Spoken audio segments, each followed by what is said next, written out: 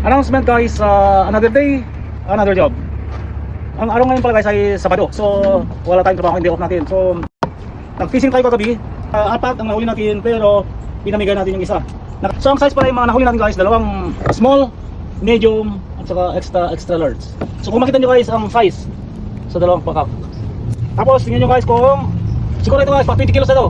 Ganyan ang kahaba. Ito yung pinakamalit guys. Ito yung pinakamalit guys. Siguro nasa 26 inches ang haba. Napuno na yung freezer natin, wala nang paglalagyan. Kaya paghihiwalayin, tingnan natin kung ano may karagdagan sa freezer.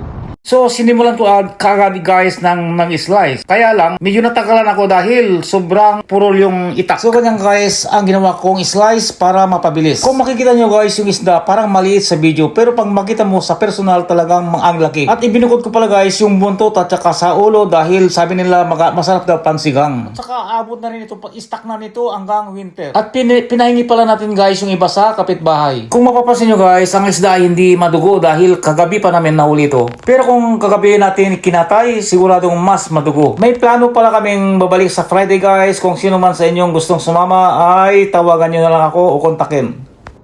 Hello guys, pag ako'y magluluto ng ipapakita ko rin sa inyo. Ituturo ko rin sa inyo kung paano lulutuin. Itong salmon na ito pala guys, dito sa Canada ay hindi yung pink, hindi yung Atlantic salmon. Ito mga puti guys, ang mga karne nito. Ito yung mga salmon dito sa Ontario, from Lake Ontario. Sana guys, panoorin ninyo yung mga susunod na video ko dahil papakita ko sa inyo kung paano ko lutuin itong salmon na ito. Thank you guys for watching.